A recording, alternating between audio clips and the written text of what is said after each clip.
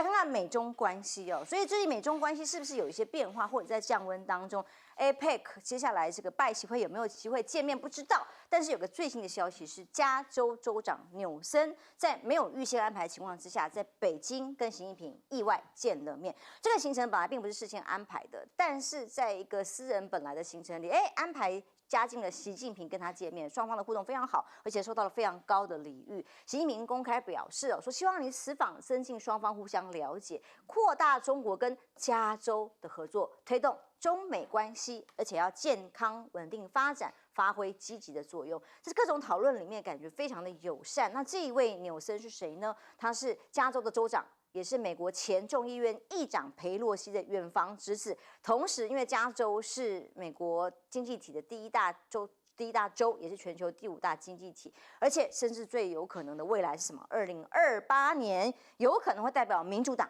去参选美国总统。所以习近平是不是也准备在分析人士的讨论里面认为，也准备未来跟美国可能的总统热门人选先做一些交流铺垫呢？那当然，这次的接待规格很高啊，包括见新奇的时候的这样的规格几乎是对等的，见比尔盖茨、见布林肯啊。那么各种的单独接待大会议不一样，你看布林肯是这么大一个会堂，就得很远，那1对1很亲热的会谈跟聊天，这完全是不一样的状况。而这位加州州长当然也很给面子，在互动里头去看车厂比亚迪试乘的时候很愉快之外，还说我想要买2台。来看看这段画面。画面上可以看到，这个是他试开当比亚迪的新车，叫做仰望啊。那他甚至在开这个过程当中觉得很开心，还特别跟媒体说，原地掉头，这个黑科技很厉害。好，他准备干脆买2台哦，这个仰望车系哦，觉得的确让他很为之这个很惊艳哦。那所以有没有可能接下来他等于铺垫了未来的拜习会呢？因为在旧金山的 APEC 到底纽森可能可以行地主之谊，但有没有可能到时候拜习会就在这里见面？不知道。但无论如何，王毅马上就要到美国，要跟拜登见面了。访美是如何的铺路，大家都在观察。但是在大概美国时间27号明天，台湾时间就会认为是今天要见王毅跟这个拜登2个人要见面。但美中现在在对抗当中，是不是降温了呢？是热络了吗？中国学者认为要慎防美国大选年。其实美国现在的政局很乱，好不容易终于选出来了议长啦。但是呢，在中美经济工作仍然没有放松各种的经济的封锁的情况之下，北京香山论坛举行啊，还有对于中国基本思路态度如果没有变的话，明年总统大选会影响到底要怎么对外对中国的政策，是不是要透过抗中来吸取政治资本？当然，内部就会有很多的示警跟警告。但是呢，是不是在美中的军事力量的平衡上面，国防部的一个最新中国军力报告很大的紧张跟警告，他告诉大家说，这个中国大陆目前拥有的500枚的核弹头，甚至新型的核动力导弹，已经让中国大陆成为美国最重要的对手，专属的海陆攻击能力必须要小心。甚至说，在核军力发展，认为中国是好战来批评他，但是中国当然也反呛啊。所谓好战是谁呢？美国建国240年，只有46年当中没打仗，通通其他都在打仗。大陆国防部的新闻发言人甚至直批，这个世界的乱源根本就是美国五眼联盟吗？各种操弄，加剧国际社会的对抗，对国际安全体系造成严厉的冲击，互相指控对方好战了。但的确，中非南海的冲突现在也是还蛮紧张的。拜登则是说，美国对菲律宾防卫承诺坚若磐石，好熟哦，坚若磐石。台海也是这样吗？无论如何，在各种以巴的冲突里头，台湾的角色是什么？也会担心在美中温度产生变化的时候，也会不会连带产生影响呢？亮哥。这个加州，它目前大概就是全世界第5大经济体啊，那即将变成第4啊，所以本来习近平接待他在经济上就是有意义的啦啊。那因为 APEC 也是在洛杉矶嘛，所以也是在加州啊，所以这个我觉得就是在传达一连串中美在缓和的讯息啦啊，因为纽森并没有期待习近平会见他。所以这个是有点意外啊，那意外就表示，我愿意更多接触啊。那至于说扯到什么民主党的总统选举，那扯太远了。纽森根本，我认为他一点机会都没有了。对了，这个扯太远了。他上次罢免就已经伤痕累累了啊。那这次他根本就没有想要选啊。那可是人家把他列入民调，那民调从来没有超过6%，所以这个扯太远了啦，是吧？不过我觉得经济上的合作啦，还有矽谷也在加州啊，有这么多的高科技公司去中国大陆，那还有以前还有一些 VC 的合作，我想这个中国大陆都应该知道了，习近平一定知道了啊，所以我觉得这个，因为他讲了一句话嘛，他说中美未来的希望在民间呐，有意思，意思就是说拜登你很难搞啊，我就跟各州来搞啊。没错，那就做民间的交流啊、经贸啦、等等其他的嘛啊，就是在这个美国政府很难搞，那我们就跟美国人民交流了，就上有政策，下有对策，我就有这个味道了。而且他讲过好几次啊，所以我觉得这个就是一个他这个调性的展现啊，就是我们还是很乐意跟美国人民交往的啊，那跟州交往就比较没有意识形态问题嘛啊，那还是有很多。大家可以共立那发展的一些项目了，大概是这意思了啊。不过从这里大概已经笃定了，中美一直到11月8号，应该11月18了啊，这个 APEC 开会之前，应该是一路往缓和的方向在走了啊。那现在双方真的互相有所求了啊，比如说那个布林肯。以前的办公室主任就罗森伯格嘛，他这是第3次来台湾呢，啊，这没有人这样的啦。AIT 理事主席连续来3次啊，而且来传达2年才来1次。是啊，然后传达的东西又是不支持台独，那希望两岸能够对话交流。我觉得这个就是布林肯知道他要见王毅啊，释放的，所以就先放一个消息来，就表示我是认真的。那我先对台湾照你的意思出手了。是，那接下来，美国事实上是希望大陆能够帮忙，能够拉住伊朗的手嘛，就不希望伊朗介入以巴战争嘛。那因为目前能够跟伊朗说上话的国家，真的就只有中国跟俄罗斯了。那俄罗斯、美国已经拒绝往来户了嘛，所以只剩下中国啊。所以我觉得在这里有一些互相。纽森也公开讲说反对这个台独啊等等，在是啊，这个访问的新闻这是同一个调子，不是他当然会听到了，因为他是民主党的、啊，对不对啊？所以我觉得这个就是区域紧张啊。那第一个，他们来这边表达了对台湾的态度。那区域紧张，另外一个就是以巴嘛，那另外一个就是俄乌嘛，对不对？那另外那2个区域紧张，坦白讲，都跟中国有关系啦啊。所以美国大概就是因为拜登他毕竟是外交委员会出身的嘛，他总要展现他在外交议题上的一些处理的能力了。那俄乌跟以巴，这个拜登我刚刚看他在 CBS 那边那个在受访演讲的时候，他就公开讲说，他也支持2国方案嘛。那这2国方案坦白说，差别就在于首都怎么弄嘛，那个屯垦区你要不要退出一些嘛？如果中美2国有这样的一个大的架构，说要朝向2国方案，那纳坦雅胡就没戏了啦。因为纳坦雅胡反对嘛。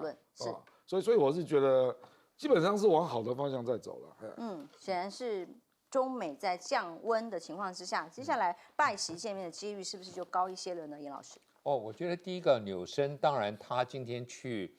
大陆访问，那大陆也用高规格来接待他，我觉得是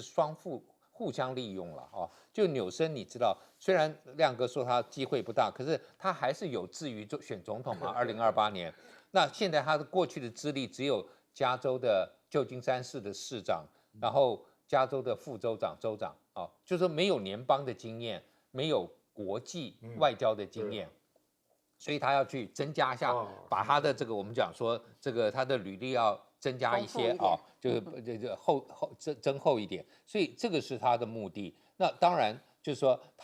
加州也确实就是他也一开头是表达说，我来这里是为了谈气候变迁，因为我们加州对这个处理的最好，那我还可以跟你们合作，创造一些就业机会。这个是表面上讲的。那后来他也大概也提到，就美国受到芬太尼这个毒品滥用的这个影响很大，加州特别也是很严重嘛，所以他也希望这个方面大陆是不是能够在这个合成的这个毒品方面，就是稍微能够更加管制这个原料。我觉得这个大概都一般的，但是毕竟加州今年是马上11月要 host 这个 APEC 这个高峰会，那习近平最在乎的就是2013年他在加州跟这个奥巴马穿个白衬衫在那里散步那个时候氛围多好啊，太平洋够大，容得下中美，对不对？那现在其实这个是一个好机会，就是说今天又在加州了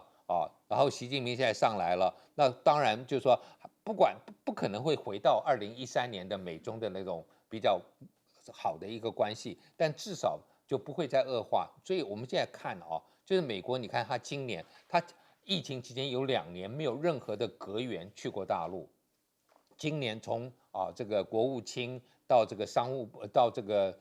我们讲说这个气候变迁的大使，到这个耶伦财长，到这个雷蒙多商务部长，然后到现在，就是你发现这些内阁阁员去了，然后呢是民主党的多数党领袖参议院的舒默带了一个参议院的访问团，所以行政部门去了，国会也去了，现在地方的首长也去了，是全面性的在跟大陆在接触嘛，这 engagement 嘛，我们在讲，所以看起来就说习近平是会去 APEC 的铺陈了那么多，然后王毅现在又要去美国了，那你觉得他会不去吗？我觉得铺陈了那么多，应该会去了。就是这个整个美中的互动，大概就是全方面的都在动那我觉得至少拜登是知道，你不跟大陆互动，后面还有很多问题要共同解决的。当然，今天台股一开盘大震荡，也是因为美国对于相关到美国企业去大陆设厂的消息，突然就紧缩了，让股市这样相关的影响。但王毅要这个时间要去做的这些措施，都会洞见关键，影响到接下来美中的关系。我们看一下，这是这个美国国防部他们对中国军力的评估他说，中国现在预计有500枚的核弹头，那预计再过几年以后会到1000颗。其实这不是最危险的，其实核威慑要讲究什么？就是你核威慑要讲究第2级的反击力量，你有没有第2级？就如果说，譬如说我们现在我们不要讲中国，我们讲说美俄双方来讲的话，那谁先发动不晓得，但是先发动的人他可能有先发制人优势。我如果在第1级的时候我情报够准确的话，我就可以把你的核武器的，不管是飞机啦，或者是地基的、陆基的弹道导弹飞弹系统，把你都摧毁掉以后，你就算你有核武器，你发射不了来。所以讲第2级是非常重要。第2级是什么？就是说我一旦被你攻击之后，我还有能力，我还有保有核弹对你来实施反击。那现在中国现在有发展这种第2级的能力是在哪里呢？就是它的094跟096这2种潜艇，因为它潜伏在大海里面。尤其是094现在来讲的话，是它已经服役了，而且它已经实施战备服役。它每一艘的这个潜艇里面可以带到12颗的巨浪3，可以保证一定攻击到你的这个美国本土。这094，但是094它的缺点就是因为它的这个龟背型的设计让它这个在水里面流体的力学声音噪音过大，所以它现在解放军发展096的核子潜艇，它就取消这个龟背，做得很大。它用俄罗斯的基洛级潜艇，各位要知道，俄罗斯的潜艇技术它不下于日本的，它尤其它静音技术做得很好，所以它采用基洛级的技术，还有它自己研发的这种 AI 的技能各方面，它目前来讲的话，正在人家研判它可能是不是已经做出来了，还是说有没有在量产不晓得。但如果说它这种潜艇出来以后，就保证它有第2级的能力。那再这样的话，美国来讲的话，已经就完全失去核威慑的这种对中国核威慑的所有的功能。再来我们讲非洲，现在菲律宾来讲的话，我觉得菲律宾小马可是最近有一点那种误判形势在这个时候，我们台湾话讲啪了卡被丢情，全世界已经乱成一团，俄乌战争已经打成那个样，以巴这边美国已经也焦头烂额，他还有时间顾虑到你的菲律宾、南海这边的问题吗？最好这时候你最好就是稍安勿躁，不要在这边闹事。可是我发现菲律宾这2天又开始在仁爱礁那边为了补给船，甚至于主动去撞击中国的海警船，用倒车的方式。我觉得你现在来讲的话，你在这个阶段，你认为美国在这个发表嘴巴上面讲说对你菲律宾这个坚若磐石，我是愿意对你坚若磐石。问题说美军自己有没有这个能力？除了俄乌以巴之外，在南海这边，如果再开辟第三战线，他有没有这个能力？所以我觉得小马可是现在来讲的话，等于是自找麻烦，自己以卵击石。来看看以巴冲突，以巴冲突最新的发展，刚刚亮哥已经点到了，就是拜登的态度，当然影响了接下来的进展嘛。那么在联合国的这个安理会里头，投下了停火否决票。他现在拜登认为，以巴冲突最终还是要往和平迈进，公开表达要进行两国方案，必须要推进，让巴勒斯坦能够独立建国。其实这个是10月20号习近平就提出来的两国方案，要来止战。那现在这样的态度，是不是会影响战事接下来的发展冲突呢？那克里姆林宫在俄罗斯这里会议记录曝光，告诉大家说，普京警告，以巴冲突会扩大到中东以外的地区。而普京还特别表达，对于加沙地区无辜的妇女啊、儿童啊、老人啊，因为他的罪行受到惩罚是错误的。不过不要忘记，普京也在发动战争。但王毅马上要访问美国，在台湾时间今天，美国时间是27号，明天的这个时间点，布林肯说将会合作遏制中东紧张。双方达成共识了吗？他说要跟王毅携手，避免中东的冲突扩大。那总之，俄中是不是有各自的算盘？在分析里面，很多国际学者都认为中东冲突没有人预期国会贡献任何成果了。但是以巴冲突国际注意力被打散之后呢，俄乌这里反而受到了比较没有那么多的关注，等于是送了普京大礼。而中方现在把这个危机当成是驳倒美国的良机。王毅就中东的问题去跟布林肯通话之后呢，大陆的中东特使还特别跟埃及和平峰会提两国方案来化解以巴冲突，表示反而是可能是一个和平的制造者，相对于美国的力抗跟冲突。所以很多的报道就是在分析说，接下来的发展会往哪里发展呢？但无论如何，哈马斯筹划2年，为什么都没有被发现？《华尔街日报》几个分析最新的报道，包括说，在以色列遇袭之前呢，哈马斯已经在这些战士都是在伊朗受训的，还有甚至哈马斯到底怎么躲过以色列情报系统？这现在所有的报道都还是认为，前英国情报员都认为使用华为手机是唯一的答案。那很多的报道还说，藏在地下的特工嘛，藏在这个加萨地道来，2年来是怎么指挥作战的呢？靠传统电话线，让特工可以秘密的彼此联络所有座机电话沟通，不是用手机，也不用无线网络所以这个时刻，前面的2年所有的规划都没有避免使用电脑啊、手机啊，以防被发现，才能够无声无息的悄然发动了各种攻击。但现在呢，以色列多线战争在发动当中，两国如果说叫拜登这个说法，是不是让纳坦雅胡没有戏可唱了呢？但他还是公开的扬言说要准备地面进攻，不会详细说明什么时候要做，但是我一定会做。公众大多不知道这些事情本来就应该这样做哈马斯的回应是说现在呢各种轴心成员必须要怎么告诉大家，加萨巴勒斯坦这种抵抗运动真正的胜利要停止所谓残酷的侵略，双方立场当然不同但是以色列继续往叙利亚去空袭，把这个战事继续多线在发展当中。那么所谓腹背受敌是以色列现在的处境。那么今天凌晨对于叙利亚南部发动的攻击，至少造成了8名军人的死亡。那么更多的火箭弹的攻击呢？那么烽火连天，在加萨战争里出现新的战线，会不会扩大？大家都很担心。但是呢，这个联合国的官员秘书长古特瑞斯讲了一段话，引起了以色列抗议。他公开讲说，哈马斯对以色列发动跨境攻击，其实并不是凭空发生的，不是凭空发生。它过去也是受到了长期的压榨，引起以色列强烈反弹包括驻联合国大使直接抗议，而且还说，以色列是时候向联合国官员发出签证，给他们一个教训了，要抗议要求撤换这位秘书长。这个显然以色列的情绪跟接下来对峙的这个气氛并没有降温下来。以巴的发展，亮哥怎么看？以色列可以继续去发怒然后就发现全世界都站在他对面现在连美国都开始抛出两国方案了其实以色列并不是所有的人都像纳坦雅胡这样他以前也出过拉宾对不对？只是被暗杀。那占领美国国会的，事实上大部分都是犹太人所以犹太人事实上是有不同立场的啦。那你那个锡安主义、复国主义要做到这个程度，那恐怕也是纳坦雅胡搞的吧？之前美国以色列的政府也没有这样啊。比如说你屯垦区在纳坦雅胡执政期间，你给人家扩张了多少？我看到一个数字是250个屯垦区。我问我们以色列的前大使啊，张良任张大使，他就说他那个时候在的时候才140个，现在变成250个，那突然之间人口屯垦区里面高达68万人，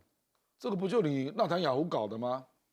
那你给人家一直搞屯垦区，你说巴勒斯坦人会不会觉得他的生活空间变小，被侵害？对嘛，一定是这样嘛，所以就会有越来越多年轻人走向激进运动嘛。当然我不是说哈马斯是对的啦，你击杀平民当然是错的嘛。可是以色列的战争主张你自己要讲清楚，什么叫自卫权？比如说截至现在为止，以色列大概是死了1700人，那整个巴勒斯坦地区已经死了6500人了。比例原则呢？那什么叫自卫权嘛？你告诉我嘛。当然每一个国家都有自卫权嘛。可是你的标准是什么？你可以报复啊，我同意啊。可是你把平民杀到6500，这像话吗？然后他觉得还没完呢，地面部队还没进去嘞，我想地面部队进去，我看至少要死2万人以上，所以我的意思是说，这个时候国际社会当然会有别种声音嘛。实际上你不要说国际社会，犹太人团体内部都有不同的声音呐，所以你就看到连美国国务院都有一些人在反对，在抗议，有人辞职，对不对？所以连美国政府也逐渐出现不一样的声音嘛。所以我是觉得大家在看这种事情还是有一个尺度啦，人道的基本对嘛？就是说这些平民又不是加害者，对不对？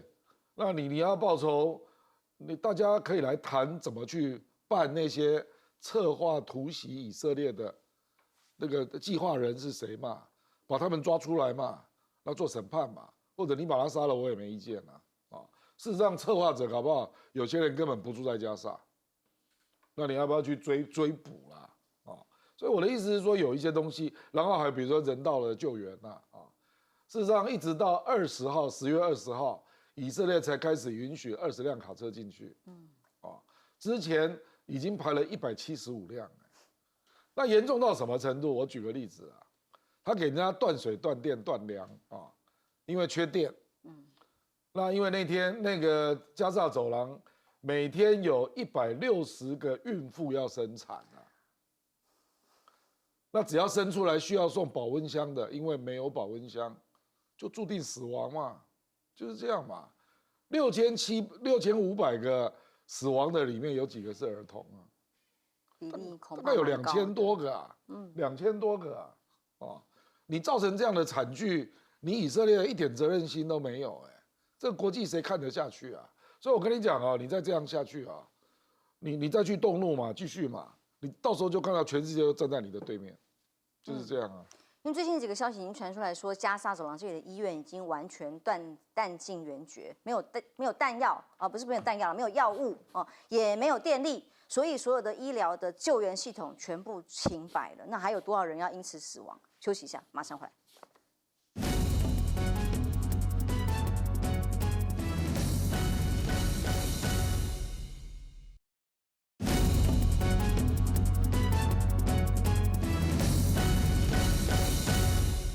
以巴冲突，现在以色列的回击已经到了全球都在关注有没有人道问题。现在产生很多惨绝人寰的资源人力人道上面人命的丧失正在发生当中，而且它也继续在叙利亚扩大其他的多线轰炸。我们都知道这个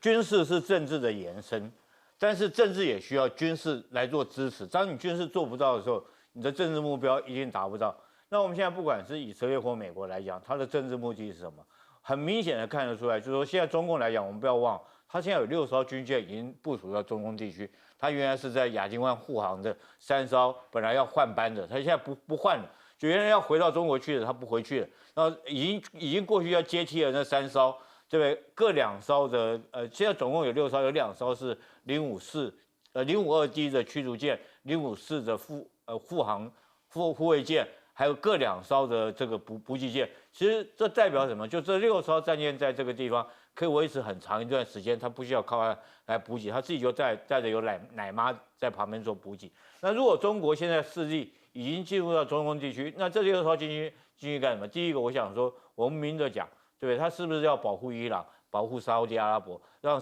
伊朗跟沙烏地阿拉伯觉得说，我也有靠山来帮助我们，所以你以色列来讲的话，你也不要随便动我们。中国是不是有这意图？所以很明显看出来，中国势力已经进去。在这种状况之下，美国他当然是觉得说，我就一定要赶快速战速决，解决掉以色列这次跟这个哈马斯之间的冲突，然后把兵力赶快抽调出来，不然在这个时候拖越久，其实对美国越不利的，对中国来讲越有利。那美国如果说以色列这时候进入加沙走廊，地面部队进入的话，我觉得这个战争啊，可能就不是那么容易结束。只要你地面部队进去，我保证真主党一定就开始采取攻势，因为你的军队陷入到那个加沙走廊里面。我要讲，美国如果说进去以色列如果进去地面作战，它可能面临几个问题。第一个，它面对平民的问题，所以会不会造成舆论上面更大它无差别的攻击？第二个，它的狙击手对不对哈？对以色列来讲是很大伤害。第三个，它的武器就是无人机，会不会有俄罗斯或者是他们恐怖分子提供给他的反坦克的飞弹？这些对他来讲，军队都是一种很大一个杀伤力。然后再来就是我们经常讲的坑道里面，对他目前对坑道的情报还无所知。在这种状况下，你部队贸然的进入，其实是非常危险。我觉得以色列如果进入加沙，还有一个最大的问题是什么？你知道，可能大家都没有注意到，就是弹药补给的问题。城镇作战的弹药补给量是一般野战部队补给量的4倍，还有你的伤亡后送，你受伤的人你怎么送出来？其实，在这种城镇复杂的地形，尤其是现在我们看到都是一堆瓦砾状况之下，你要把伤员送出来，其实都是很大一个困难。所以你陷进去以后，可能你就出不来了，短期之内结束不了。更何况他想要多线作战的话，国际社会恐怕现在也是一个很大的压力。休息一下，马上回来。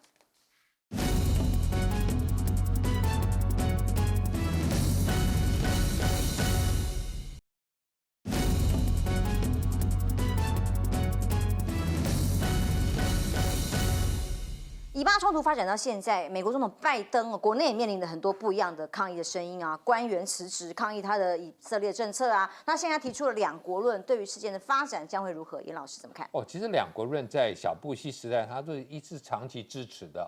美国是支持的，但是呢，今天我们看到以色列他的这个右派，这个包括内塔尼亚胡所主导的政府，他们是不愿意支持，然后再加上这个哈马斯。在巴勒斯坦这2块，法塔这一方他们是愿意支持，所以现在的问题就是说，以色列跟巴勒斯坦两边的激进派都只相信一国，就是我是以色列国，巴勒斯坦国，没有对方的啊。但是温和派，包括以色列的这个左派跟这个在这个 West Bank 在西岸的这个法塔，他们都是愿意接受彼此共同存在。所以今天如果这个内塔尼亚胡不下台的话，那是很难谈。可是我们现在看到以色列的民意，它不是说只有这个1国论、2国论的问题，它独揽现在要把司法大权也搞进去，然后非常的照进所以大家对他希望他下台的人已经超过半数，所以即使他今天这个战争最后算是维持了胜利的状况，还是会被赶下来。赶下来，我觉得才有机会缓和，然后才有机会让这个双方重启2国论的谈判，因为毕竟包括欧洲，包括你看中国，都愿意，大家都愿意说，从这个2国论方案，就是你必须要接受对方有权利存在。那当然细节就是说，到底以色列的屯垦区要不要再让出一些，或怎么样，怎么划分？我觉得可以谈，但首先你要接受对方存在的事实嘛。那我觉得这个就是我们对两岸关系也常讲嘛，说彼此互不否认嘛。你这必须就是要有这样，才有机会坐下来谈。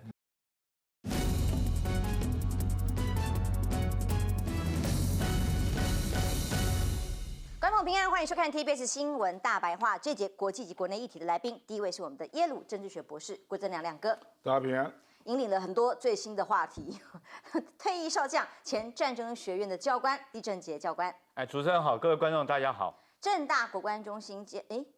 李正杰将军倒过来了，不好意思，我的 super 倒了政大国关中心兼任研究员严正生。主持人好，各位观众大家好。来看看几个最新的消息里头，其实这个消息当事人是否认的哦。但是因为最近这个粉红色的泡泡相关的桃色纠纷太多了，那陈宗彦第一个时间是被想到。因为时间点还有这个发生请辞的这个逻辑时间太像，所以也被提到。但在这个中天的新闻里头，是一个独家报道说，看到他当时小云有空吗的陈宗彦出现在饭店里头，在跟朋友喝下午茶，而且高声阔谈的是什么呢？民进党的大丑闻呐，也就是赵天麟的事件呐，谈得很开心。那这个新闻出来之后，当事人是否认的。陈宗彦说严重侵犯个人隐私，也没有义务做说明。那这样谴责这样的新闻，这样子来处理。但为什么会想到他啦？陈宗彦的确是第一时间在相关的新闻发生之后就想到了，因为陈宗彦当第一时间被指控接受性招待的时候。第一时间记者会里面是驳斥的，并没有要辞职，一直到了晚上突然请辞，然后还马上获准了。那么同样的，10月24号这一起事件发生的时候，周刊报道有外遇啊，还有亲密照片啊，爱情摩天轮啊。结果赵天麟一早2分钟快闪记者会的时候，本来也是说，哎呀，我太太都原谅我了，意思就是说啊，不然要怎么样嘛？他没有要辞职的意思啊。也是到晚上10点钟的时候，突然以脸书宣布不继续选举，退出接下来的连任选举。所以大家才说这个做法呢，是不是止血是赖清德一贯的止血的手法，24小时内快速清理战场啊，还是陈其迈出手了呢？那么当然，这个是吴子嘉说的哦，几张照片根本没有不可能让赵天麟退选的。理论上，对于这种婚外情事件，民进党来讲稀松平常啊。那为什么会这么严重，逼着他退选不可？当事人虽然说是他自己的决定，但吴子嘉说是陈其迈出手了，因为第一时间陈其迈是所有的民进党人士里面讲话讲的最重的，他认为不应该要深切检讨之外，甚至说要重新考虑立委选举的布局，等于是一个撂了最重的重话，而且是在高雄市市长的这样的身份。所以呢，第一时间民进党急扣说要陈其迈北上去商讨哦。据这个媒体的报道内容是说，他还拒绝呢，他不要北上去讨论，他就是有他自己的想法了。所以吴子嘉说，当年赵天麟下重手打过陈其迈，所以陈其迈也耍狠，第一时间就是要把赵天麟给清掉。接替的立委帮他接下来选举的人呢，绝对不会是永延会的人。好，来看看又是谁来接棒，有可能呢？永延会有谁呢？郭建盟第一时间被点名啊，他立刻也说我愿意承担，但后来几乎没有被点到名字。永延会的人几乎看起来都没有机会了吗？现在看起来是谁？看起来胜算最大，黄捷。黄捷算不算是陈其迈呢这里钦定的人选呢？因为在这个独家消息的各种传闻里面说啊，高层钦定要怎么样呢？有战力、女性、年轻。那看起来不就是为黄捷量身打造了吗？当媒体去问他是不是要跨区去来做参选的，接下来接棒选举，他的回应是说不排斥加入选战，看党中央的安排。显然，对于参选已经有做好了相关的准备了吗？是不是今年8月陈其迈把他引荐进入民进党，早就规划好了啊？但是呢，这林雅区里长联谊会的主席林志田就跳出来开第一枪，他说，对于党内喊话，不要这么大局为重，不要空降啊！也要我们在地的人吧？怎么又找一个其他地方的其他选区的人来，而且还是刚刚加入民进党的？难道其他党内没人了吗？但很显然，这个派系的斗争在这一席立委的席次里有很大的变化。其中这个势力叫什么？因为当然，谢系人马这样的身份，对于赵天麟来说，在2002年他第一次当选议员之前啊，也还算是陈局新潮流系之间会有一些争议的这个不同的派系的山头嘛。那现在在永延会里头，他是最重要的一个领袖的角色，现在中箭落马是要被清掉了吗？那陈局当时支持陈其迈到现在，2018年市长选举，刘世芳还跟陈其迈初选有各种的内斗啊、冲突啊，一直到现在。那赵天麟很早啊，开始来选立委的时候就喊话说，他接下来补选，要去抢陈其迈的位置啊。那当然，陈其迈不会放过他，所以新潮流要斗永延会。现在永延会所提出来可能有兴趣要参选的人，几乎都没有机会了啦哦。所以是断赵天麟接下来的市长路，这个是重点。那么有没有亲中哦？有没有卖情资？看起来似乎是不重要了。这也是2024新系在铲除、提前布局可能的对手吗？你看现在可能人选里有2026高雄市长人选许智杰哦，他接陈菊的在地资源要跨区辅选，有这样的味道。当然新潮流也说力求培养的叫赖瑞龙，说希望透过党职的历练，增加他2026高雄市长出现的机会。总之就是不要永延会啦哦。所以赵天麟被质疑说是不是有泄密的嫌疑，愿意接受调查。可这个时候很有意思，他拉着马文君说：“我要跟马文君一起接受调查，关他什么事？这不是应该分开两件事情？”但前建国造这个议题到底有没有立委涉及说这个在后面搞来搞去泄密的问题呢？现在所谓的筹建预算保住了，蓝白接下来政党协商要怎么做啊？还有很多的议题还在吵当中哦。先来看看有传闻啦，说蔡正元是不是列入不分区啦？啊，亮哥也被传啦。但蔡正元说他只要国史馆馆长的位置，那相关民众党的人都否认，并没有过这样的讨论哦，也没有不分区列入资料这样子的一个过程。那总之，民进党他说他想要这个国史馆位置，只是要民进党乱搞的台独课纲，蔡正元要拨乱反正这样子而已。当然，陈文茜也跳出来骂人了，他痛批这个过程呢，蓝白合双方都没有诚意，根本就是一个诈术比赛，尤其还点名金溥聪。他说金溥聪呢提民众党初选就是来破局的，某些领导的国民党变相故意支持民进党继续执政，那么让赖没有疑虑就可以当选，台湾又要创造一次的全球没有见过的民主奇迹，而金溥聪根本就是伪装在协商。那么显然，在这个选局目前发展到现在哦，从高雄的发展可以看到赖清德全局是不是整个选战布局被打乱了呢？亮哥，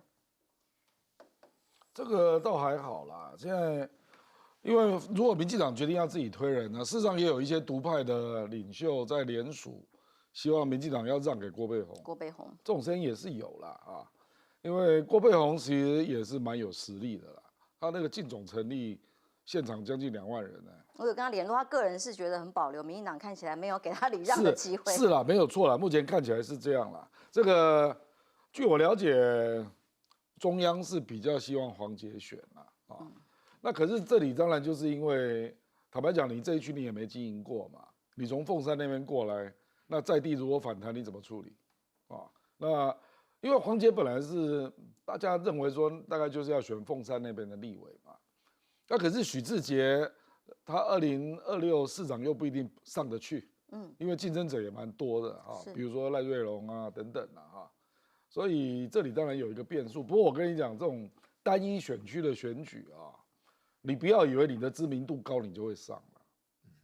这个很不一样的啦，我跟你讲，尤其高雄生态完全不同。我黄捷当然他的知名度最高啦，他脸书也经营的比较多，这也是事实哦。可是这种地方选举你没有经营过组织跟基层，你说你这样就会上，我不以为然呐啊。事实上，因为郭背红他也累积了很多企业界的人脉啦，所以他是资源雄厚啊。所以我认为这一局，如果真的是确定是3个人选啊，搞不好陈美雅会当选，啊，因为陈美雅上次就38% 的得票，那上次是反送中嘛，上次年轻票几乎都跑光了，上次国民党大概只拿到20%的30岁以下的票啊，那我认为这次不可能这样啦。不过当然有一个前提是蓝白要合啦，蓝白要合，那陈美雅如果可以得到民众党的票啦。事实上他，不过在南部民进党的票比较相对不像北部那么明显。对啦，没有错啦。可是我的意思是说，他就会有机会冲到45左右。我认为45就当选了啦，这一区啦啊，因为是3个人选嘛，搞不好更低啊，43就当选了啊。所以民进党也不要以为自己稳赢了，不一定啊。尤其是你如果是空降，那在地有反弹，那你也更不一定会当选了，因为现在只剩下3个月。3个月你还要去磨合地方的情绪，真的不容易了，真的不容易了啊！所以，反正民进党就是要自己去好好琢磨了啊。陈其迈心意很清楚啦，但是就看是不是谁说了算，这个地方的派系有没有办法整合完成？这个不是派系决定的啦，因为每一个议员都很有实力啊，黄文义也很有实力啊，人家做了3届，那郭建宏做了4届啊，对不对？那因为简焕忠他先说他不选嘛，这个简焕忠是新潮流的啊，所以我在地议员是很有实力的啦，所以你一个空降就要大家配合你，我看没有那么容易吧，没有那么容易啦。那个区域立委的选举真的不是这样了啊。那另外就是这件事是不是陈其迈出手来导致他突然决定退选啊？我也不认为是这样了。我认为是国安的质疑实在太大了啦。事实上那一天他下午本来那个姿态大概就想说就是外遇事件来处理，那太太已经知道，然后也原谅，那他本来就要用这个模式嘛，过了就算了，因为民进党有外遇连任的人很多啊，多的是。外遇算什么啊？升官发财多的是。外遇连任的人一大堆啊，你可以去点名啊，对不对啊？所以真正的原因不是这个嘛，而是从那天傍晚开始就有一大堆深绿的网红开始点名啊，而且讲的话讲得很冲哎，说你根本就应该退出政坛啊。他们认为你这个对于国安的部分的处理，已经完全颠覆了民进党的信念了。没错，对不对？就你跟抗中保台，那你怎么搞这种事情？搞了10年呢？亲中到这个程度，这没有办法想象，而且你还是国防外交委员会的2任召委，没错。这个事情我跟你讲，吵上去不知道会吵到哪里呀、如果他不退选的话，所以我认为是基于这个理由退选的啦，跟陈其迈讲话没有关系啦。这个我觉得不要高估个别人讲话的力量啦，因为选举的人是舆论一冲上来，我知道那个声率一冲上来，那个力量是非常大的，就觉得你这种人这样怎么选啊？你搞不好还害他到清德嘞，没错，对不对？所以他只好退选了，我觉得是这个理由了。不要打乱他的选战脚步，对不然以后怎么讲抗中？将军怎么看呢？我记得5年以前大家都会记一张照片，就是现在立法委员吴思怀，他们几个人被在人民会堂里面被照了一张照片，然后说是听习近平演讲，那时候台湾社会舆论为之哗然，然后不停的把所有退将，只要是军人退伍的，都把他打成这个亲共舔共，认为是投降主义派，然后几乎我们那时候军人说头都抬不起来，只是因为一张照片。后来根据我了解这张照片是怎么拍的？你知道，是他们那几个将领被招待到大陆去玩，然后一部游览车把他们全部带进会堂里面，他们根本就没有意愿要参加，只是上了游览车以后你走不了了吧，就带进人民会堂就坐进去。那张照片我们看这种角度照，就是中共有心去照的照片，这是中共的阴谋。我觉得这次这个赵天麟这件事情，其实我们严格讲起来，过去用影射的很容易啦，从马文君到过去所有的例子，那现在是直接身体力行啊。我是觉得说赵天麟这件事情不可以小看，因为你看看像这种关系很明显，就是几年以前，后来他们2个现在根本就没有再联络。那根据有人起底这个女的她根本就是一个酒家女，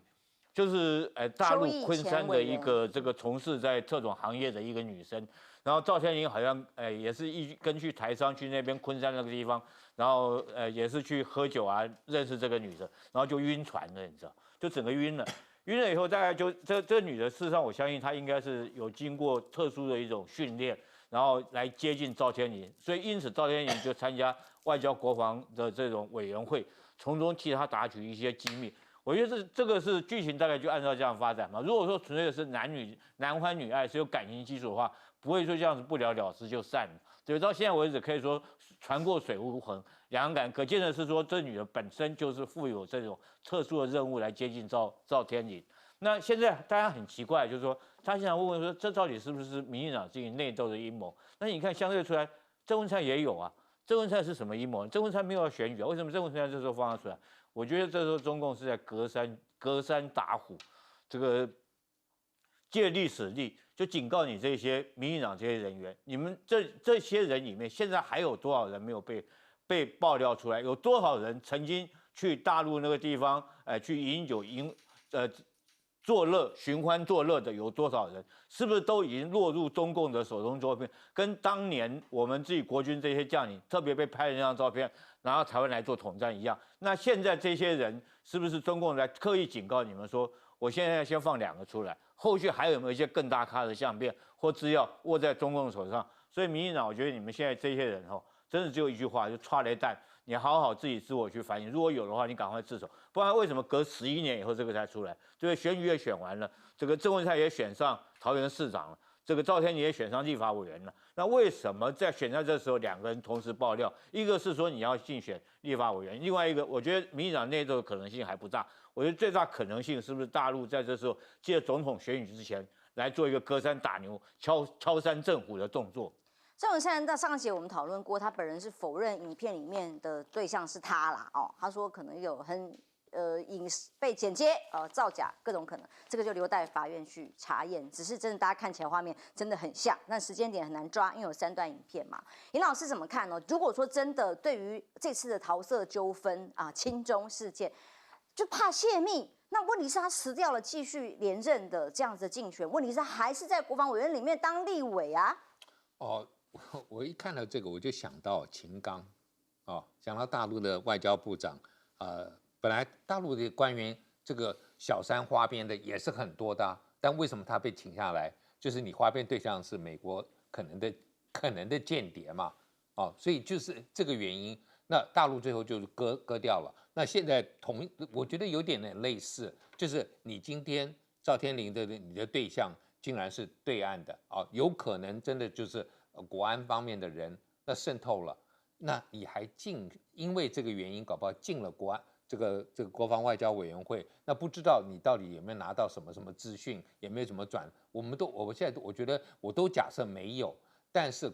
当然该调查，是吗？对，第一个光是你这个判断力就很差嘛，你今天如果说是主打这个台独立场，然后跟对岸要切割的，怎么没有把对岸的女生也切割掉？然后在这种事情上面这么不谨慎，我觉得这个是我自己看过很多包括我去对岸，我们做学术交流，就是说你如果今天自己会想要这种东西，就一定有，但你不要，他们也没办法强加给你。说老实话，那看你自己守得住守不住嘛。我觉得这个很容易的事情，你今天是公众人物，你台湾人以为你到大陆没有人认得你吗？一天到晚很抗中不是，现在是网络时代，大陆什么人他一个镜头都可以认识你，那个是可能那个时候可能还没有，但是他们收集你的资讯都很够，包括我自己，我去过大陆，我也知道有一些东西，譬如有人看到我说，你那边写纪念你爸爸那篇文章写得不错。他们都会看这一类的东西了。你更何况，如果你是一个政治人物，他没有把你安排一下，收集你一些资讯。我是完全没有碰政治，所以不会有这个问题。但是大部分的政治人物，我觉得大陆都会希望能够掌握你一些东西。像厉将军讲的，你将来可以随时拿来，随时寄出来，在需要的时候来用嘛。可能谍影幢幢嘛，但是的确，你看民党喊抗中，当时双城论坛议员集体民党都不去，就说去很危险，不是应该他们就觉得很危险嘛？但显然身体力行到这样的程度。